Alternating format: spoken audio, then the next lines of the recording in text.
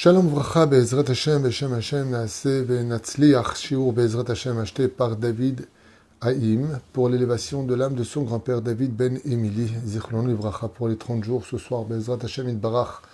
Shiur avec le Zera Shimshon sur un des mamars de la paracha de la semaine, que je vous invite vraiment à partager avec tous vos amis, avec l'aide d'Hashem. Bracha Ve'atzlacha, Bechol Asher Nifnei Naskil Ve'tantzliach, une grande atzlacha pour tous nos tormim.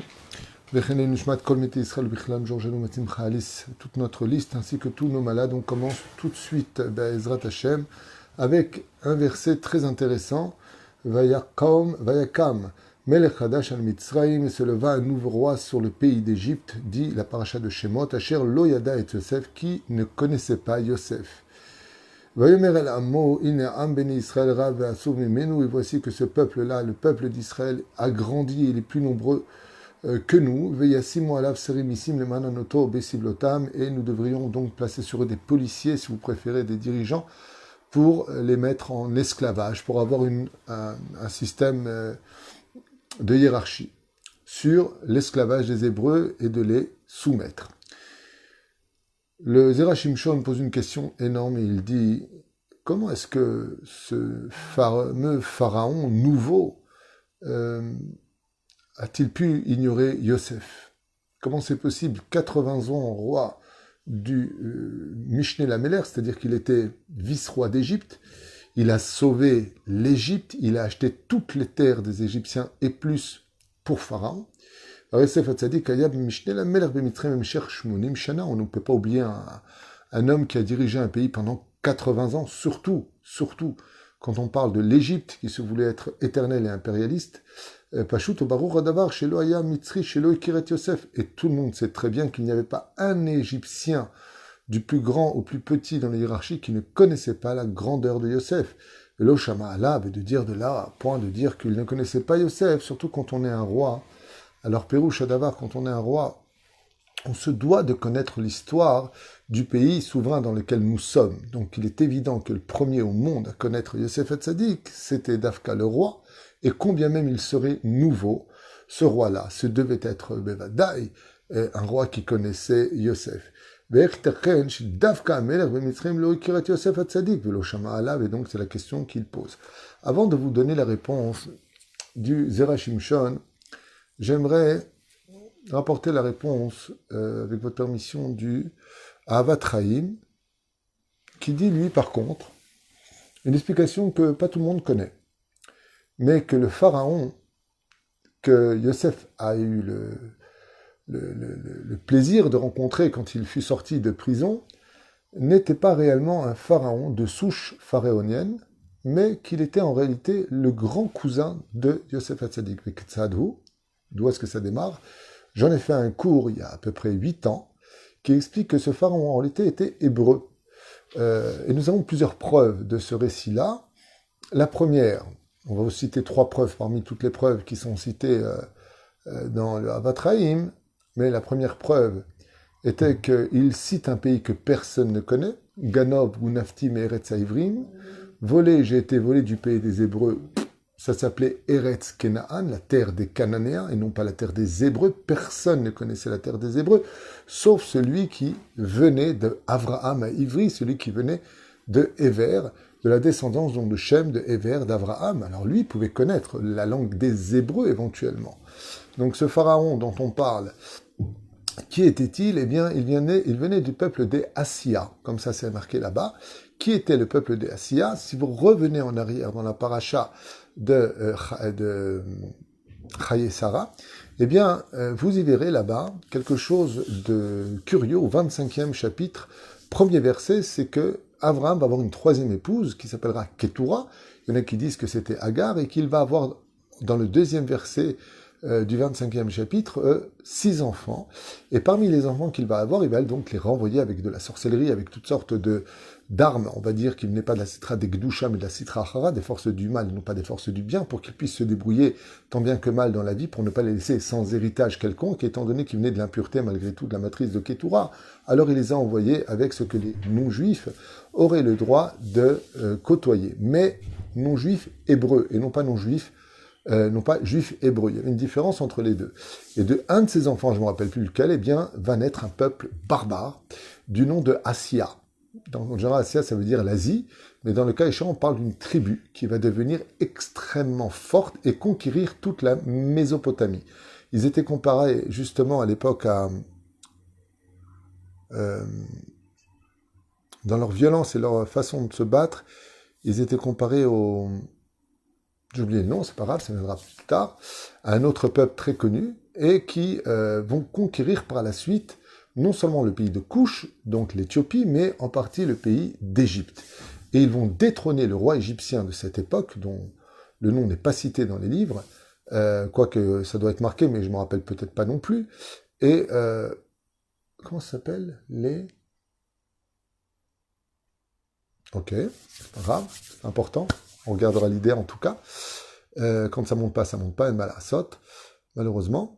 Et donc, résultat, eh bien, ils vont détrôner ce roi égyptien et ce roi des Assia va se nommer Pharaon, tout simplement, et soumettre l'Égypte à l'esclavage du souverain nouveau conquérant de l'Égypte. Ce qui fait que quand Yosef sort et qu'il sait qu'il a en face de lui, eh bien, l'arrière-petit-fils d'Abraham Avinu, donc à un certain degré son cousin, il lui annonce qu'il est hébreu. Et donc Pharaon l'accueille avec plaisir parce qu'ils sont quelque part de la même famille, alors que dans le Takadon, dans les lois égyptiennes, il était interdit de nommer à aucun rang un esclave, à plus forte raison hébreu.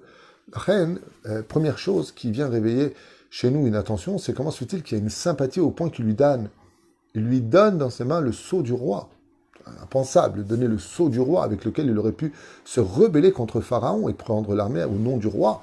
Et ce rebelle, non, il a une totale confiance en lui car il sait que c'est un hébreu, un juif, et que les juifs sont tous honnêtes, à l'exception de quelques personnes peut-être. Le deuxième cas, qui est très très surprenant, c'est qu'il demande de faire la Brit Mila. Et là-bas, on apprendra dans le Havatraïm que Pharaon lui-même était circoncis. Circoncis parce que de la descendance d'Abraham Avinu, et qu'il non seulement cautionne la circoncision de Yosef Hatzadik, mais il cautionne aussi que tous les Égyptiens se fassent circoncire. Pourquoi? Parce qu'ils sont du même bled, de la même famille, de la même éducation, entre guillemets, d'Abraham Avinu. Le troisième point qui est encore plus surprenant, c'est que tout le monde sait que, comme on le voit dans la sortie d'Égypte, que le dieu égyptien numéro 1, à part le Nil, Ra, qui était le soleil, mais le dieu numéro 1, c'était le mouton, le fameux mouton du Shabbat Agadol, celui que l'on a sacrifié, l'agneau pascal, et l'agneau était le dieu principal de l'Égypte. Et donc, vous savez que les Égyptiens avaient en horreur les bergers. Les bergers, ce sont ceux qui tapent sur le dos des moutons, alors que les moutons, chez eux, étaient des dieux. Et très curieux de voir que non seulement Pharaon acquiesce à l'idée de recevoir la famille de Yosef Hatzadik, mais qu'en plus il leur donne la province de Goshen, même si c'était un cadeau que Pharaon avait déjà offert au préalable à Sarah et Menou, mais c'était la province de Goshen, cette province qui était verdoyante, qui était faite et adaptée justement pour les troupeaux nombreux de la famille de Yaakov Avinu. Non seulement cela, mais le texte nous fait aussi comprendre que Pharaon avait ses propres troupeaux. Comment est-ce que Pharaon pouvait être lui-même berger de troupeaux alors que Pharaon avait déclaré que le mouton était un dieu égyptien? Il y a un truc qui n'allait pas dans tout cela, et nos Chachamim nous disent tout simplement parce que jusqu'à la mort de ce Pharaon qui avait, oui, connu Yosef parce qu'il était de la famille de Yosef Hatzadik, se leva un nouveau roi qui, lui, par contre, venait d'une rébellion intérieure du palais de l'Égypte où les Égyptiens assassiné ce roi pour faire renaître le roi de la dynastie des Pharaoniens, si j'ai bien prononcé, peu importe, pour justement reconnaître la souveraineté de l'Égypte et se venger sur la famille de Yosef, d'où le fait de les mettre en esclavage. Il y a comme Melech Hadash, il y en a qui expliquent, comme certains commentateurs, que Béhémet, le pharaon précédent, était réellement décédé, que c'est un nouveau roi de souche égyptienne qui appartenait à la rébellion intérieure de l'Égypte face à ces étrangers qui avaient conquis l'Égypte au préalable. Voilà ce que nous livrent certains commentateurs sur ce fameux pharaon. Et donc, il est évident que si on poursuit ce même principe, on comprendra pourquoi ce nouveau pharaon, qui lui est de souche égyptienne, ne reconnaît pas Yosef, non pas par problème d'histoire, mais par principe idéologique, nous ne reconnaissons pas cette famille de Yaakov Avinu. Bien au contraire, nous allons les mettre en esclavage pour nous venger de cet imposteur qui était Pharaon, ce Pharaon précédent selon les commentateurs de ce verset-là. Alors ça, c'était une explication que j'ai donnée dans un chiour beaucoup plus développé il y a à peu près 8 ans, que vous trouverez certainement dans toratraim.net. Vous regarderez là-bas, Pharaon, cousin de Yosef, ou Pharaon l'hébreu, je crois que j'avais marqué. Mais en tout cas, tout est expliqué, tout est référencé, et tout est clairement expliqué là-bas. Le Zera Shimshon, lui, va nous dire pourquoi. Et écoutez bien, comme cette explication demande beaucoup d'intention, et elle nous concerne tous. Yadoua Adavar. Yosef Hatzadik aya zahir me'od b'mitzvat brit mila. On sait que Yosef Hatzadik, de toutes les mitzvot de la Torah qu'il pratiquait, sa mitzvah la plus préférée, la plus précieuse à ses yeux, était d'être shomer brit mila, de ne jamais fauter avec la brit mila, car il savait que tout le mazal d'un homme dépend essentiellement de cette vertu d'être shomer brit mila, de ne jamais, jamais, jamais toucher une femme nida, jamais toucher une goya, jamais faire zera levatala, jamais faire quoi que ce soit avec ce sceau du roi qui est posté sur l'homme en tant que juif. Car il savait que le mot tzaddik dépendra essentiellement de la shmirat à brit mila. Ad kedekach, shehu ora le mitzrim shegam em yasu brit mila, et afin de purifier l'Égypte de sa débauche intérieure et de son idéologie d'être toujours au service de la snout, de tout ce qui était impudique, eh bien, Yosef Hatzadik va exiger des Égyptiens de pratiquer la Brit Mila. Non seulement pour cela, mais de qui plus est, en leur expliquant que le processus d'avoir une bonne parnassa dépendait essentiellement d'être shomer Brit Mila. Donc, c'est ce qu'ont dit les Égyptiens, notre blé a pourri, tandis que celui de Yosef Hatzadik lui est resté frais. Comment est-ce qu'il fait? C'est quoi son tour de magie? A répondu Yosef Hatzadik, tout simplement parce que je ne faute pas avec la Brit Mila. Celui qui veut avoir une bonne parnassa, celui qui veut Bezrat Hashem, pas simplement une bonne parnassa, celui qui veut la bracha dans sa parnassa, doit s'efforcer d'être vraiment shomer Enaim et shomer Brit Mila, surtout pendant cette période des Shovavim, où vraiment, non seulement le mazal de l'homme dépend dans ce monde, mais de qui plus est, le monde futur ne brillera que par rapport à l'essence même de la Shmirat à Brit Mila. C'est pour ça que les lettres du mot Mazal, même Zayin Lamed, sont les lettres de Motzi Zera Levatala. Hashem Shmor Virachem, pour te dire que l'opposé total du bon Mazal, c'est Motzi Zera Levatala, celui qui sort sa semence en vain. Et comme on en a fait plusieurs shiurim, vous savez combien il est important d'émettre de ne jamais fauter avec la Brit Mila, surtout si on veut un Mazal. Et si on veut s'en sortir devant le trône divin, il y a 2 fautes avec lesquelles ça ne le fait pas. On a beau avoir autant de mitzvot que l'on veut. C'est celui qui a été voleur et celui qui a joué avec la Brit Mila. Ces 2 cas-là ne passent pas du tout devant le trône divin. C'est des tikkunim très difficiles qui ne valent pas le coup, mamash, pour tout l'or du monde, ni de voler, ni de fauter. Les plaisirs requis de ces moments-là ne valent pas du tout, du tout, du tout le coup de souffrir autant après. Bémet, c'est incomparable. Le peu de plaisir qu'on peut avoir à voler ou à fauter avec la Brit Mila ne valent pas du tout le coût des souffrances que l'on doit endurer pour réparer cette terrible faute aux yeux d'Hachem. Arbesha'a sheniftar Yosef Hatzadik. Seulement voilà que quand est mort Yosef Hatzadik, echelu ben Israël achshosh shema ata yatsiku lahem amitzrim. Et malheureusement les Hébreux, quand est mort Yosef Hatzadik, ont commencé à manquer d'émouna vis-à-vis de l'hostilité des Égyptiens. Et qu'est-ce qu'ils ont fait? Se sont levés malheureusement parmi eux des réformistes et des libéraux. Nous dit le Zera Shimshon, écoutez bien. Étant donné maintenant qu'il n'y a plus le grand rabbin, le grand protecteur qui était Yosef Hatzadik, le shomer Brit Mila, celui qui gardait l'assurance de notre peuple, la reine Ifsikou Bnei Israël, ils ont dit les enfants d'Israël, peut-être qu'on devrait arrêter de se comporter comme des juifs, peut-être qu'on devrait se comporter comme des goïms. Bemala Asot, qu'est-ce qu'il fallait faire? Les Kayem et Mitzvat Brit Mila. On devrait peut-être arrêter de faire la Brit Mila qui différencie au niveau du physique, particulièrement entre le juif et le non-juif, Kedeli Damot la Mitzrim, afin qu'on soit semblable aux Égyptiens. Et une fois de plus, on recommet la même erreur. Pour éviter d'être regardé par les nations du monde, ou pour éviter d'être haï par les nations du monde, le juif va essayer de se convertir au culte des nations du monde, à la culture, à sa façon de s'habiller, à sa façon de parler. Style, on est comme vous. Il n'y a pas une chose qui nous remettra plus à notre place de juif, quitte à nous mettre une étoile sur le cœur, que d'essayer de ressembler à des non-juifs. Au contraire, la Torah nous dit, c'est quand tu ressembleras à un juif, quand tu te comporteras comme un juif, quand tu agiras comme un juif, que les nations du monde te respecteront.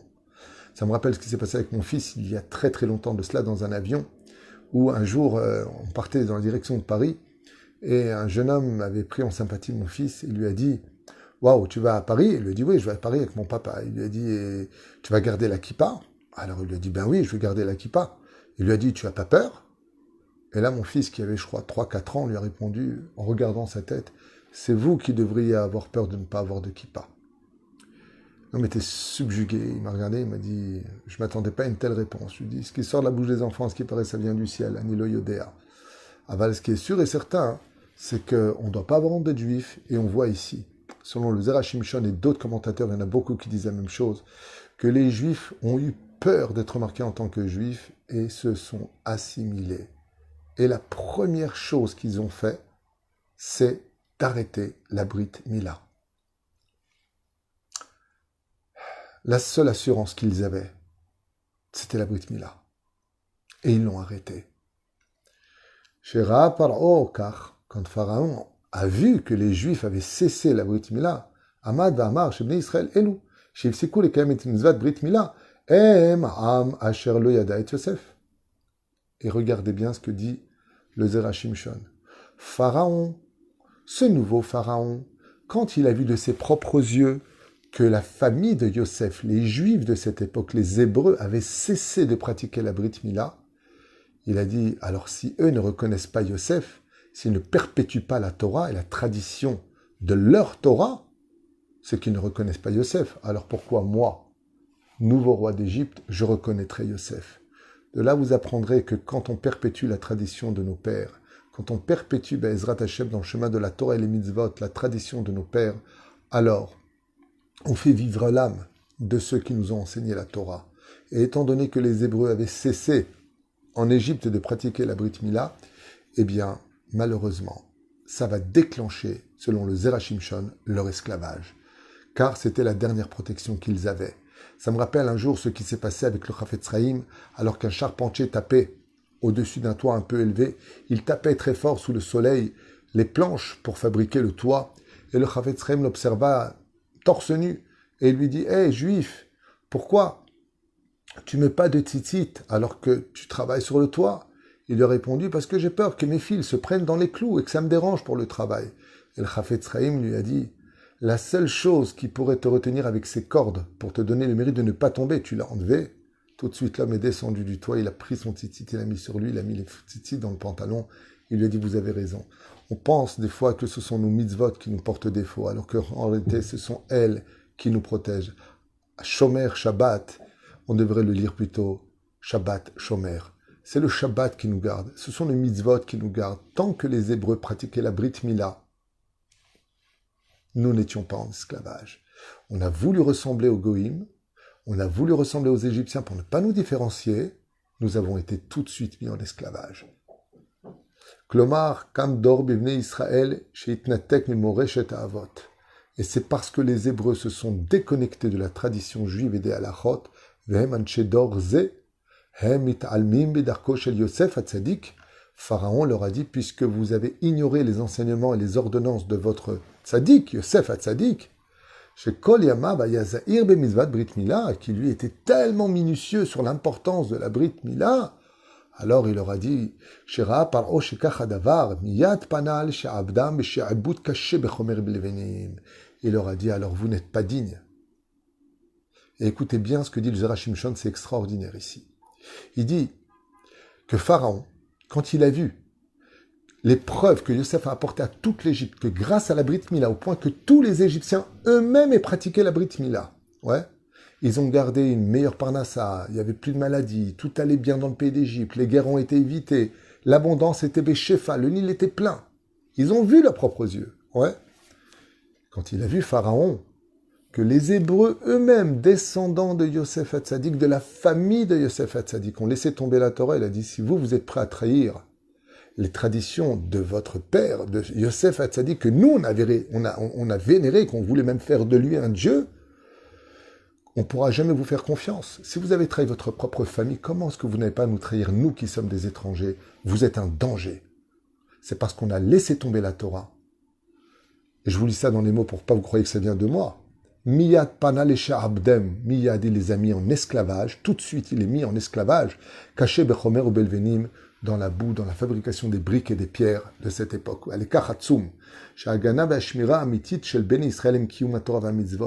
Car Pharaon avait compris ce que les Hébreux n'ont pas compris, c'est que Pharaon savait que la Torah et les mitzvot étaient notre protection et que quand on s'en est débarrassé, quand on s'est retiré de cette extraordinaire mitzvah, de la Brit Mila, de la Bar Mitzvah, de toutes les mitzvot que Dieu nous a données, eh bien il a compris que nous étions maintenant faciles à atteindre et à exterminer.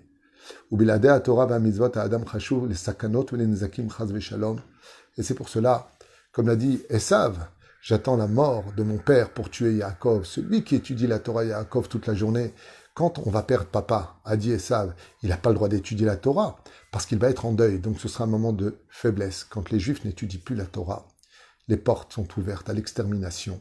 Comme ça a dit Pharaon, selon le Zera Shimshon, il y a plus de 2 siècles et demi. Je n'esquelle Yeshua de Venechamot et de comprendre que notre Torah n'est pas du tout un calvaire à vivre, bien au contraire. Elle est une protection pour nous sur terre, mais surtout une garantie après la mort. Je n'esquelle Yeshua de Venechamot, et comme vous le comprenez, on ne prend ni des banques, ni des maisons, ni des voitures dans la tombe. On ne prend que Torah ou mitzvot. Mais le plus extraordinaire de l'histoire, c'est que vraiment, quand on observe au fur et à mesure toutes les Meoraot, tous les événements du peuple d'Israël, c'est à chaque fois qu'on a essayé de s'assimiler que les pogroms ont toujours commencé. Yeshua de Venechamot.